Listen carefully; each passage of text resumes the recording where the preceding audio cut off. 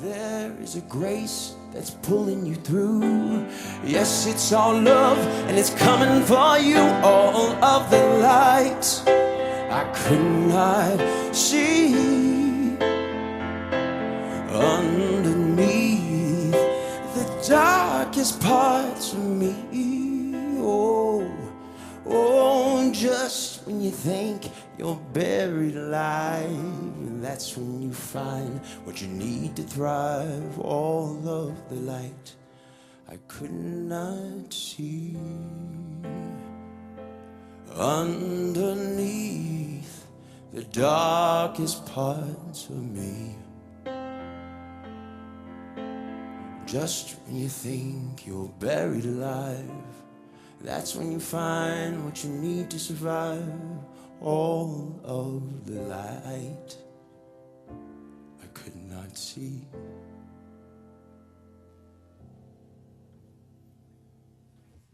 Thank you.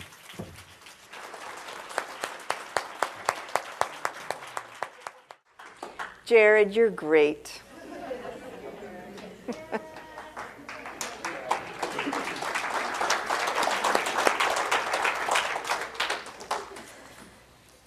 Well, hi there. Hi.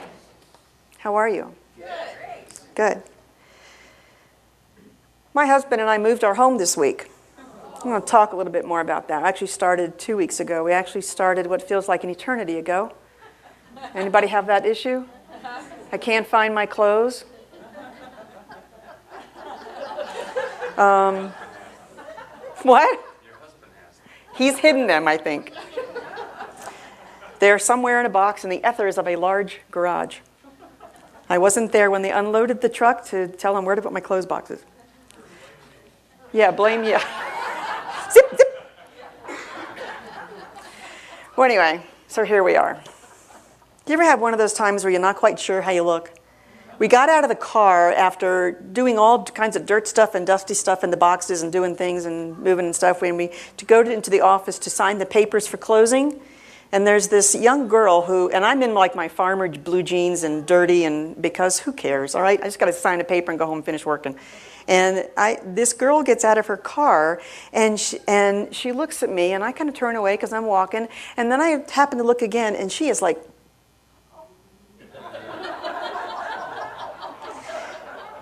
and did you ever wonder, like, is there like toilet paper stuck to you somewhere, or, it's like, forgive me, I'm unloading boxes. Anyway. Okay. So the topic for today is the perfect relationship. And as I said, for some people that can be an oxymoron or just a bad joke, depending on where you are in life, or it can be just wonderful and you want to live it. So we're going to talk a little bit about that today. The topic for the month is safe in God's presence. Love as safety. And we've had some wonderful guest speakers this month, so we haven't spent a whole lot of time on that topic, but I'm going to talk about relationship today, and Reverend Cece's going to talk about some of this next week too, and we'll tie it all together so it'll make sense. But relationships are our primary part of life and living, because it doesn't matter where you are or what you do. If you're interacting with somebody, you have a relationship. And you can title it any way you want. You have relationships with your pets. And sometimes those pets are the prime relationship of our life. So it doesn't matter who the people are or what the face is. Relationships are all part of life. And it's connections with family, with friends, with that loved partner if you have that. It's even you develop relationships with the person you're sitting next to right now, or even in a restaurant, or gosh, it's just anything. How about your food server who brings you your food? What kind of relationship do you want to develop right there, right? Or your medical person. So your connections with people are very important.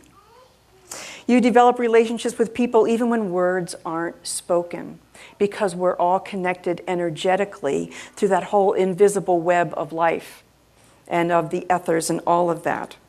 So what is the perfect relationship? Well, here's a possible definition, and I'm going to separate the definition into God elements and human elements. So if we say having all the required and desirable elements, qualities, or characteristics, that would be a God element. As good as it possibly can be. That would be a human element. Absolute and complete. A God element. Making something completely free from faults or defects, or as close as a condition it can possibly be. That would be the human aspect. Well, how does the perfect relationship exist? Does a perfect relationship exist? Well, yes, it does. And does that mean that you're in love all the time? Not necessarily. Reverend David Bruner from San Jose says, as the thing itself is infinite, the possibilities for the perfect relationship are infinite. Think about that for a minute. If you put your own definition of perfect relationship, it can be an infinite possibility of things out there. I actually believe that statement. When we look at everyone with the eyes of God, as God is looking through us, God is the infinite expression and the infinite creator, then we overlay that with creating relationship with every single person we come in contact with, then yes, there are infinite possibilities for that perfect relationship. Ernest Holmes says, if the philosophy of Christianity were lived, wars would cease, unhappiness would cease, economic problems would be solved, poverty would be wiped from the face of the earth, and man's inhumanity to other man would be transmuted into a spirit of mutual helpfulness. Yeah. And then he also says, it has been said that we can know God only insofar as we can become God. Our first relationship is with God. You've heard me say many times that we are of God. We're not with God. We don't stand side by side with God. We're of God because God has created us. And so if we're created from that infinite source, which I call God, that's my umbrella term for that. We can call it the divine, whatever label that you put on that is important for you. It's our first relationship, though, is with God, because once the connection is made in our thought that we have a choice, then we choose to make a conscious connection with God. You have to make that choice to do that on a regular basis. I choose to live in conscious connection and conscious dialogue and relationship with God, and that's that highest, most divine, holy consciousness that created me. My definition of that is not someone sitting in our teaching, it's not someone who sits outside of us, but I'm not even asking God to do things for me right now in particular. When I connect consciously to that thing that created me, that is full of all good and all possibility, I don't have to ask for anything specific in particular. And so I know that that good and that presence of the divine is with me in every single moment of everything that I do. So that's my conscious choice of connection with my God, with that thing I call God. And so when I do that, when I stay in that mode, I choose to see others as God would see them. So I choose to see and relate even through that Christ consciousness as much as I can. It's not always easy. I remind myself pretty often that I'm human and I have to continue this practice because it is a daily practice to keep ourselves in that mode of that highest consciousness when we look at the world around us and everything kind of going, and we have those really fun kind of connections with people like the holidays are coming. And so remind myself every day, I'm human and I'm living that place of consciousness with God. It's also aided by that daily spiritual practice, and that's a very important component. So where are you in your relationship to the divine, to God? Is it hard to love God? For some people it is. Do you find yourself sometimes angry at God? Some people do that because they don't like what their life is. They don't like things that have happened to them. It can be very easy to love God. And to have that love and to know without a doubt that God loves you and adores you and loves you to the point that once you get that connection and once you realize that love, that there is everything in the universe is yours. And that's what God wants us to know. He wants you to know that the kingdom of heaven is within you, but you have to find that path right there. And I use the word adore, that God adores you. I saw that recently on a Facebook post. There are a few ministers in California. There are many Science of Mind churches in California because that's kind of where the movement started. So there's a lot of ministers kind of live in the same area. And there were some ministers in California that were affected by the fires recently and had to leave their homes and wait it out somewhere. One of them said how scary it was to not know if their home and every single thing they owned would be destroyed during the night. And they weren't even sure that where they were trying to wait it out was going to be swept away in the fire during the night because it was moving so quickly. But two of the ministers in the next few days posted that they did survive the fire, of course. Their homes were not touched in the fire, and they felt that God adored them while they were in their prayer work. That's what they said. They felt God adored them and protected them, and that God returned their love. And I find that very fascinating. These are ministers that live in that every single moment of their lives is that higher consciousness of the divine, which is what we want to give in our teaching, and we want everybody to have that.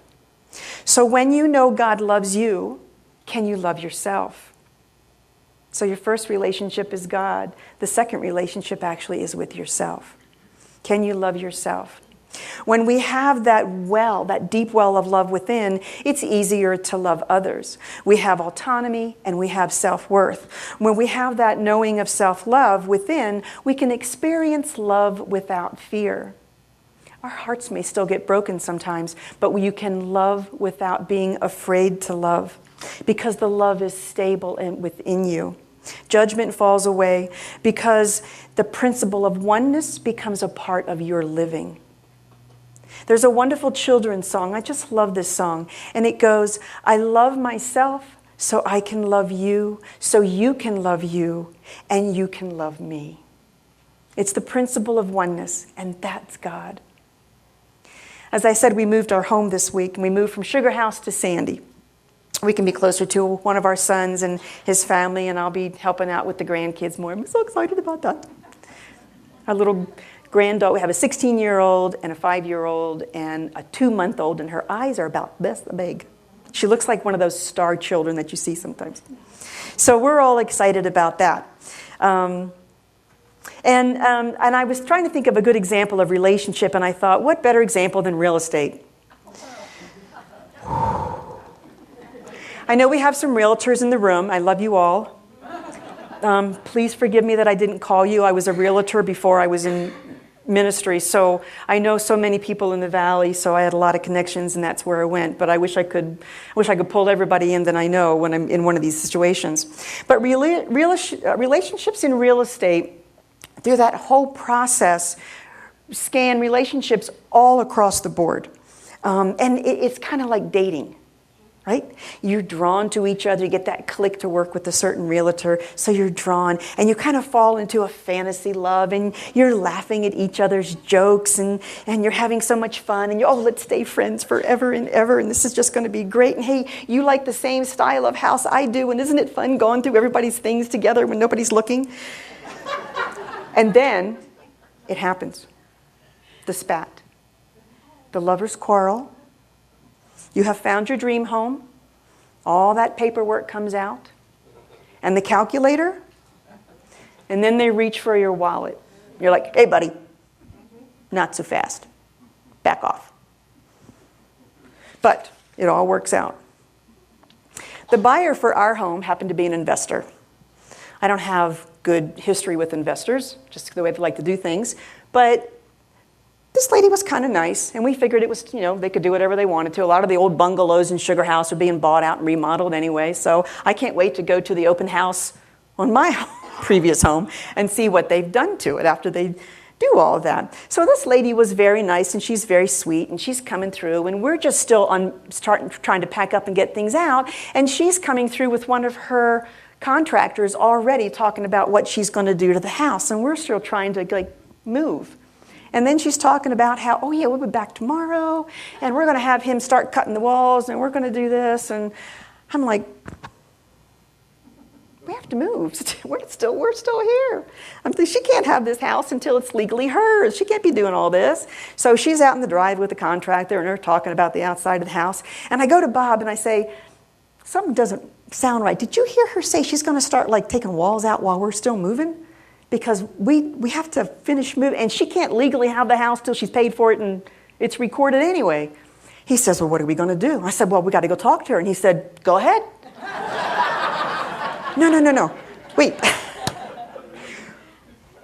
We have to talk to her. What do we want to say? And Bob's like, well, we don't want to make her mad before she signs the paper and pays for it.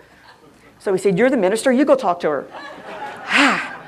Okay, great. I did that. Yep. So I went and talked to her, and actually it turned out okay. You know, you kind of approach things kind of nice and make sure, did I hear you say this right? Oh, yeah, we're going to start doing all. I said, but we're still moving out. So, and you don't really own the house for like another 2-3 days. So can we not do that? So she ended up pretending like I didn't know what I was talking about. And I knew she was doing that, and she knew that I knew. We figured out what, she couldn't play the game because I knew what she was doing. So we ended up laughing, and it all worked out. And it all actually worked out pretty perfect. So that was an interesting relationship. You kind of like, you got to be on cue and kind of watch what people are doing. So, and then we had these movers. We had these 2 college kids working their way through school.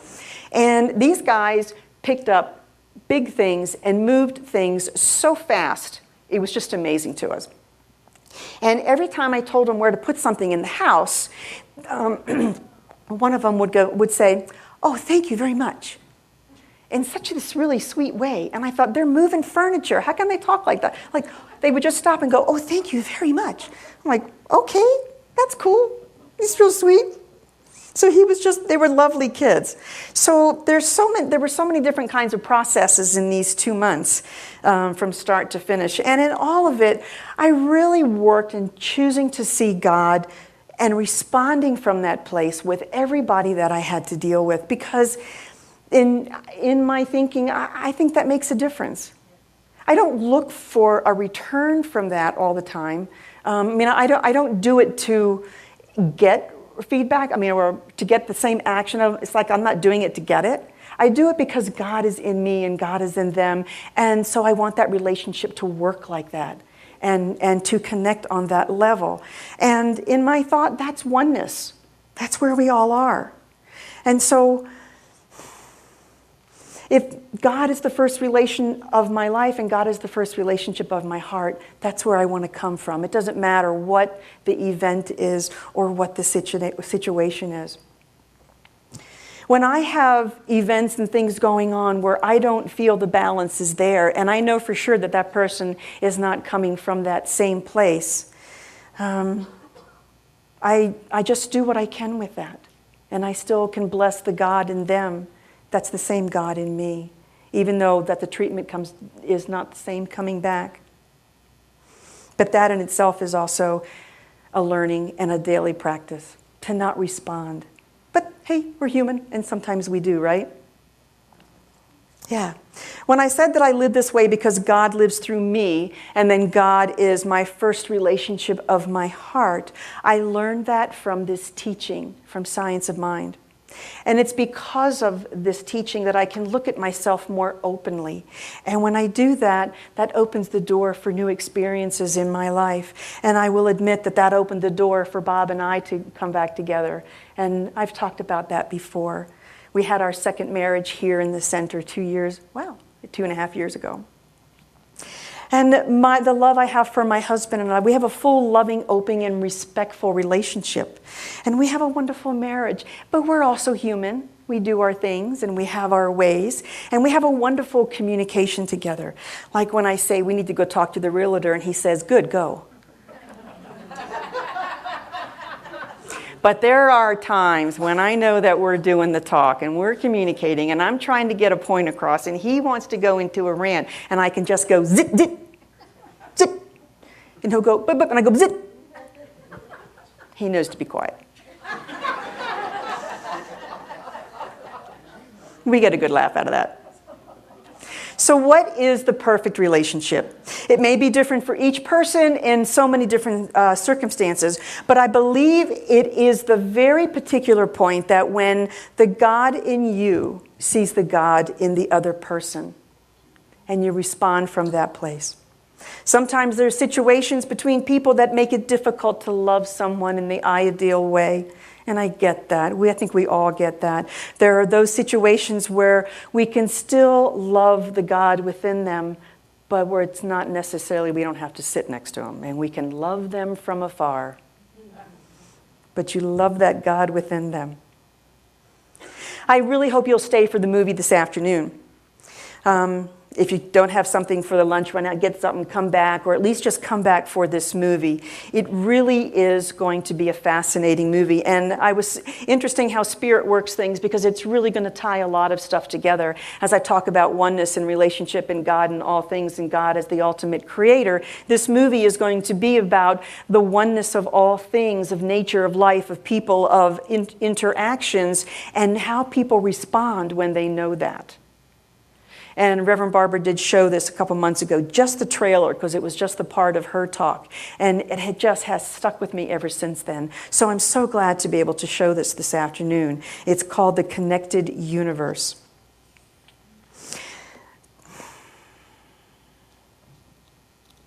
Well, here's my charge for you this week.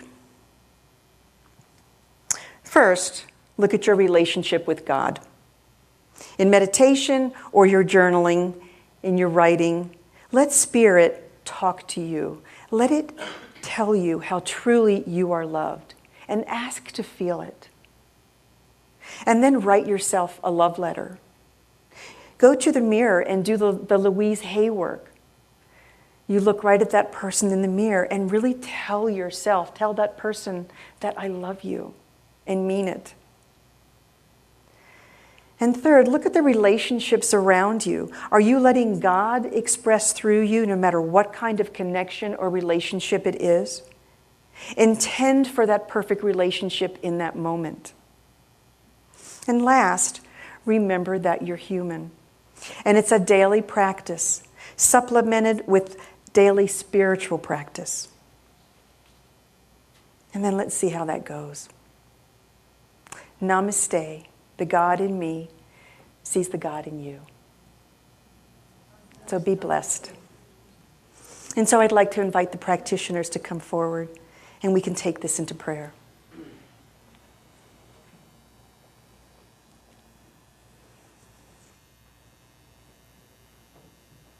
The practitioners are spacing themselves around the room so you can see who they are. And they can hold space for this entire circle.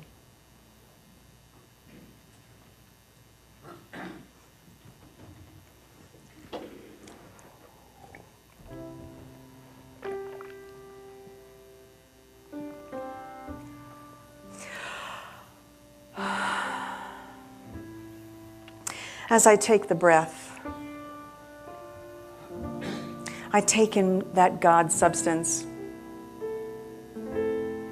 For I know and I recognize that there is one great consciousness, that infinite source of all life.